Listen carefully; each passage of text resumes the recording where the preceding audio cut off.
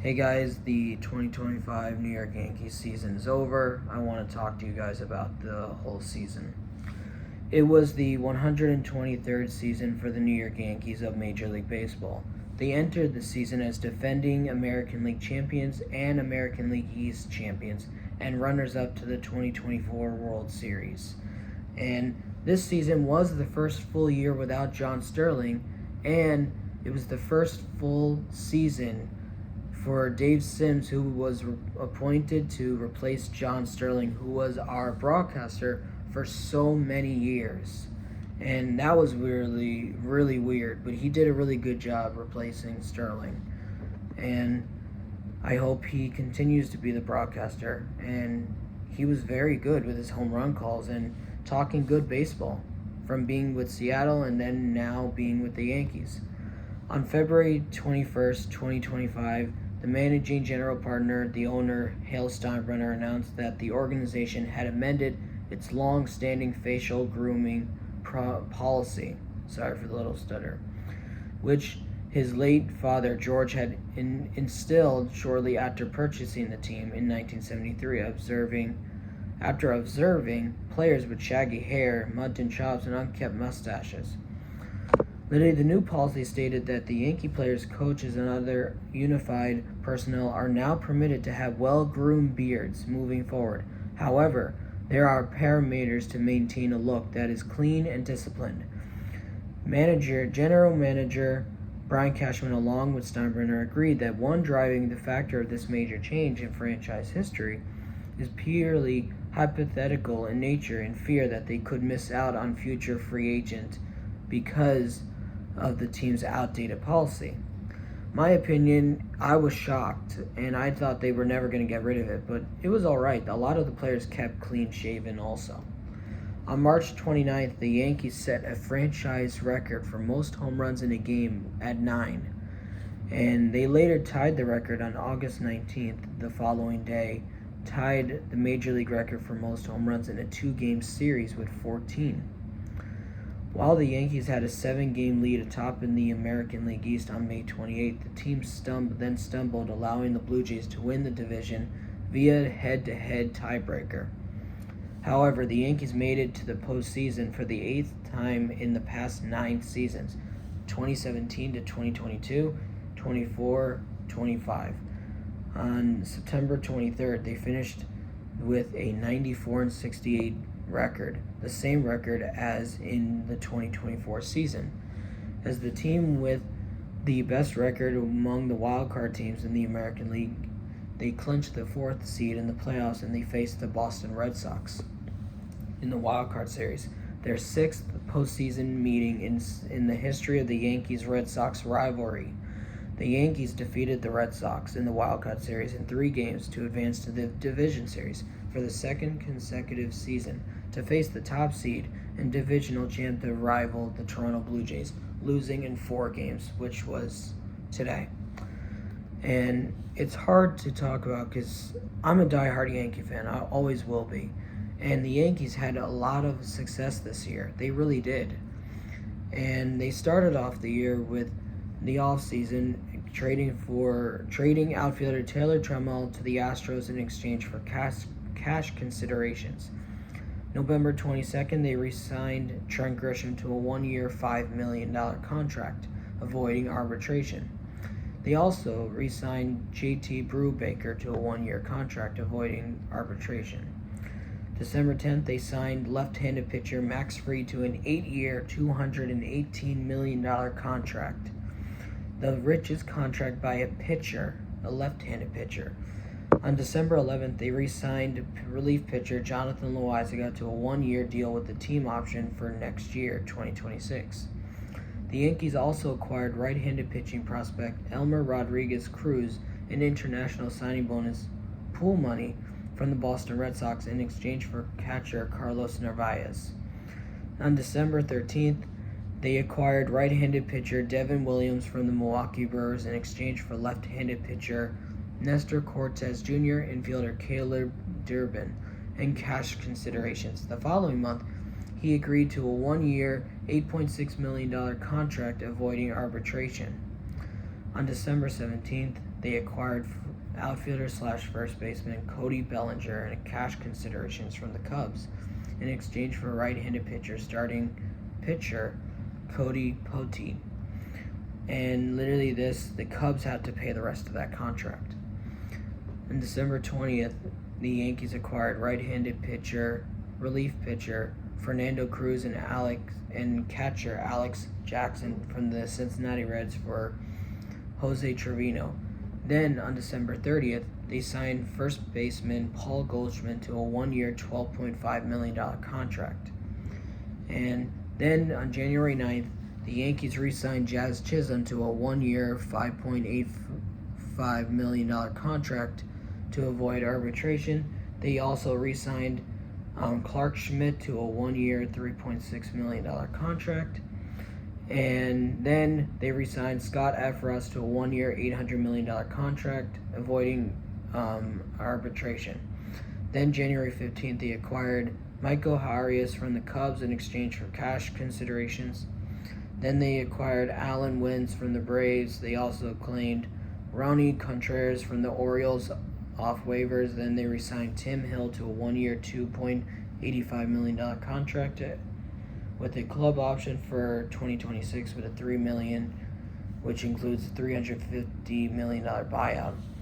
Then they acquired Braden Shoemake from a shortstop from the Royals off waivers. Then they claimed Owen White from waivers from the Reds. Claimed left-handed pitcher Brent Hendricks from the Twins. Then they signed left-handed pitcher Ryan Yarbrough to a one-year, $2 million contract. And then during the season, on April 1st, they signed Adam Ottavino to a one-year contract. Then April 7th, they signed him back to another one-year contract after releasing him. Then they brought in Brian De La Cruz, Rob Sensry from the Brewers, C.J. Alexander, Alex Jackson to the Orioles, and then they got Rico Garcia. But then they surprised everyone by getting third baseman Ryan McMahon from the Rockies for Josh Crones and Griffin Herring. And honestly, that was a good move because he brought really great defense, and he had a really good stint with the Yankees with over literally 20 home runs between the Rockies and Yankees, and he finished the year with 20 or 23 home runs this year.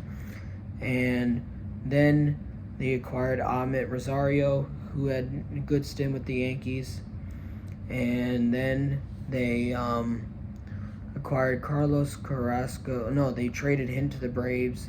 Then they acquired Austin Slater, and then July 30th, they literally made some big moves. They acquired David Bednar from the Pirates for a bunch of prospects, and then they traded Oswald Peraza to the Angels. That shocked me. Then they acquired, during the game, Jose Cabanero from the Rays, and for Everson Pereira, and then they acquired Camille Duval from the Giants. And honestly, that was a really good move because even though he struggled in his stint with the Yankees, he still had a good stint with the Yankees. He did pretty well. And then we signed Paul Blackburn to a one-year deal. And the Yankees finished 94-68, tied with the Blue Jays for first, but in second place because the Blue Jays won the division with the tiebreaker. And the Yankees were 50-31 at home, and they were 44-37 on the road. And they finished with the best record for the wild card. And literally the thing I have a problem with is that the Yankees literally did this. They lost almost every game to the Red Sox and Blue Jays this year. The Yankees were this. I still could not believe it. And the Yankees lost 9 games to the Red Sox, and they won only 4 games. And against the Blue Jays, literally the Yankees were 5-8. And literally it's just like, what the heck? We only win 5 games against the Blue Jays, and we lose 8 games. And literally it's like, that really sucked. And the Yankees were 26-22 against the NL, and And literally the Yankees were better than any other team in the AL Central and the AL West.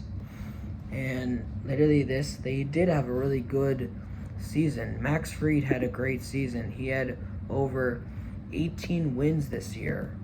In his first year as a Yankee, he literally did very well. Literally, he had signed the largest contract by a left-handed pitcher and the fourth largest deal for any pitcher in MLB history. And he did this. He finished his first year with a literally a 2.38 ERA and over 180 strikeouts. And literally he also had literally 18 wins, and he also won Pitcher of the Month in the AL for 2 times with a 1.19 ERA and a 1.89 ERA. And literally he dominated for the Yankees this year. And he made history in the Wild Card Series. He also became the first pitcher with a scoreless start of 6+ innings in Yankee playoff debuts since Mike Mussina in the 2001 ALDS. Even though we lost that game, but still, he had a really great season for the Yankees and in his first year. Carlos Rodon had a really great season also in his third season as a Yankee. And he literally dominated for the Yankees. And he had over 18 wins, over 203 strikeouts during the season. And literally a 2.89 ERA during the year. And he also was the opening day starter for the Yankees. And he got his first win of the season against the Brewers that day. And he was very dominant. He and Max Fried were the first duo to have over 18 wins since CC Sabathia and Phil Hughes did in 2011 with the Yankees. And they both made it to the All-Star game. They both had a great season. And Cody Bellinger had over 29 home runs this year and literally over 98 RBIs this year. And he literally dominated for the Yankees. And I understand a lot of people don't like Aaron Boone and everything, and didn't like how Aaron Boone literally makes some really bad moves, but literally still, Aaron Boone is a great manager. Since becoming the manager in 2018 for the Yankees after they let go of Joe Girardi, literally Aaron Boone has brought the Yankees to a postseason every season except for 2023. And Aaron Boone has had multiple seasons with over 100 wins. And he still, even though he hasn't won a World Series as a manager, he's still a great manager, and he is under contract, and I expect him to be brought back as a manager. And I understand fans may not like him and may not like the decisions he makes, but you shouldn't be mean to him. And by chanting horrible things, you should just continue to cheer for him to keep hope for the team. And literally just support the team even though you don't like the manager. And I just think Aaron Boone's a great manager. He should be brought back. And maybe bring Jorge Posada as a bench coach maybe. And Bellinger had a 272 average, 29 home runs, 98 RBIs, like I said, 13 stolen base, and 814 OPS plus. And literally I just want to say this, the Yankees had a really great season, even though we didn't win the World Series. And Ben Rice had a great year also. His first full season, he literally added 10 pounds of muscle in effort to improve his offensive production, which he did. And literally, he finished this season with 26 home runs, a 255 batting average, 836 OPS plus, 65 RBIs, and 530 plate appearances. And he hit his first home run in his first postseason at bat, and against his favorite team as a kid, Boston. And the Yankees were his all-time favorite. But Ben Rice had an amazing season, and Chaz Chisholm Jr. had a great season also. He finished this season with his first full season with the Yankees, batting .242, .332, .481 in 130 games, with 30 home runs and 30 stolen bases, the second player in 2025 and the third Yankee in history to have that, and have over literally 80 or 90 RBIs during this season. And he had a great season also. And also, Stanton had a great season also. Despite being injured half the season, literally Stanton had a great season with the Yankees. In his 8th season as a Yankee, he had over 25 home runs this year, and over 60 or 80 RBIs. And he did very well. And he still has 18 home runs in the postseason, and he has over 463 career home runs. And he literally is an amazing player.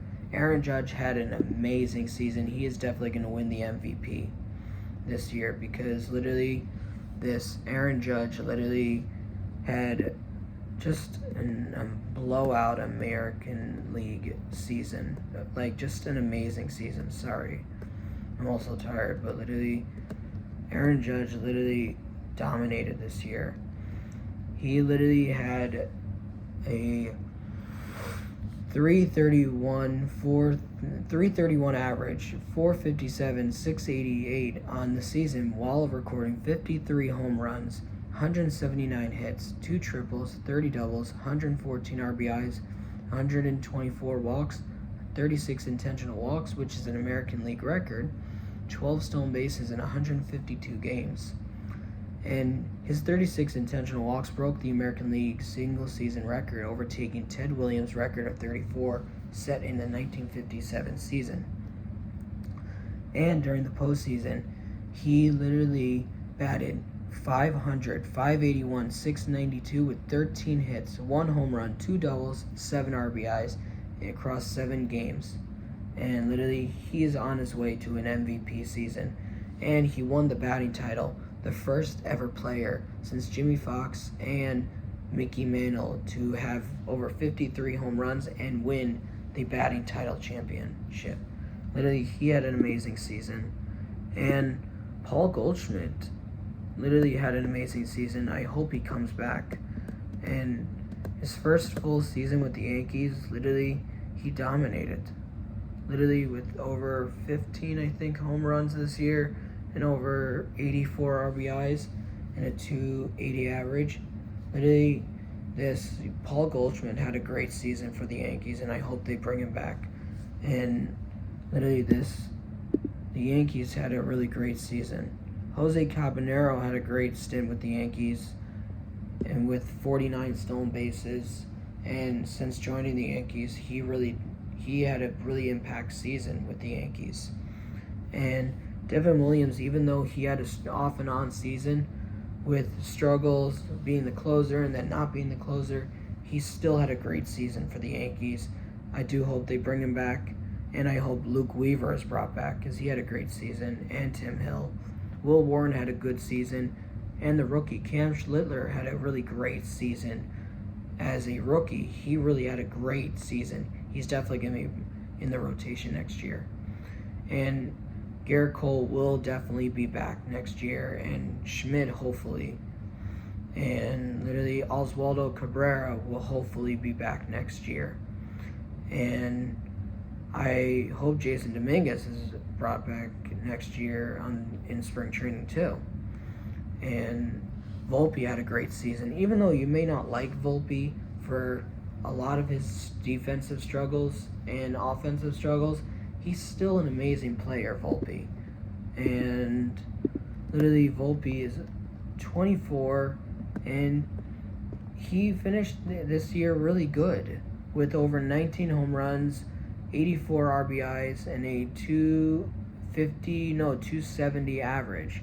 And Volpe had a really great season, and he was doing pretty good in the postseason, even though he did have struggles. But still, Volpe is known for having a really good season, but also having some struggles.